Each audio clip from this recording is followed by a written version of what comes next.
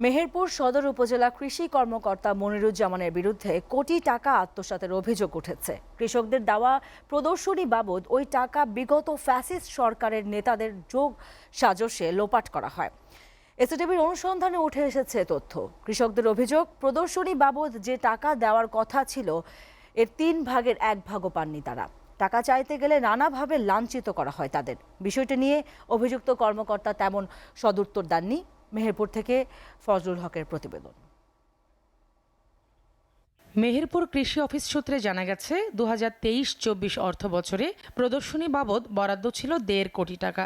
সদর উপজেলার হরিরামপুর গ্রামের কৃষক মফিজুর রহমান কন্দল প্রদর্শনীর আওতায় ওল চাষ করেন। ভ্যাট বাদে তার পাওয়ার কথা ছিল 38,000 টাকা, কিন্তু সার ও বীজ সহ পেয়েছেন মাত্র 14,000 টাকার মালামাল। শিম, কাঁচামরিচ, করলা, ধান ও ড্রাগনের প্রদর্শনী পাওয়া সব চাষিদের একই অবস্থা। আমরা সই করি যে আমরা যেটা বুঝি সেটাই করি। আমরা তো মূর্খ মানুষ, আশাবাদী করি, সেখানে যাই কি লেখা থাকে না থাকে সেটা তারাই ভালো জানে। বরাদ্দ পাওয়ার যা অবস্থা, এতে 3 ভাগের 1 ভাগ টাকা পেয়েছেন বলে অভিযোগ তাদের। আর মে মাসের গ্রীষ্মকালীন টমেটো প্রদর্শনী কৃষক দেওয়া হয়েছে সেপ্টেম্বরে।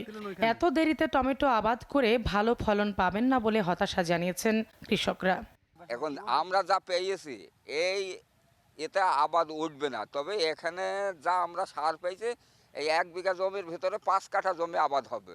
এর আগে সিম একবারই হয়েছে প্রদর্শন প্লট, গতবার পেলাম, সারুর দিকে সব বেশি পেলাম, কিন্তু টাকা পাই না। ওই টাকাটা দিয়ে আমাদের মানে কোনো দিকে কিছু হয় না, বুঝেছেন। 10 বিঘা বাগান আমার 3 লক্ষ টাকা খরচ। কৃষি অফিসাররা দিয়েছে 4 মাস আগে দেওয়ার কথা টমেটোর, আর দিয়েছে 4 মাস পরে। এখন এটা গরমের জিনিস আর দিয়েছে শীতকালে।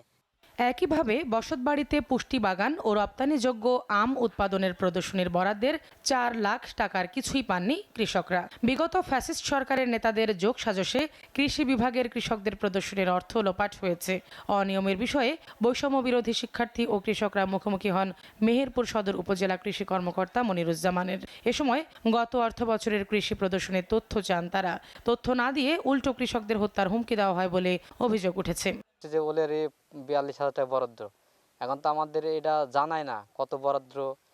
যদিও এ সংক্রান্ত কোনো তথ্য তার কাছে নেই বলে জানান সদর কৃষি অফিসের কর্মকর্তারা। বিষয়টি নিয়ে সাংবাদিকরা বারবার কথা বলতে গেলে তালা ঝুলতে দেখা যায় কৃষি কর্মকর্তার কক্ষে।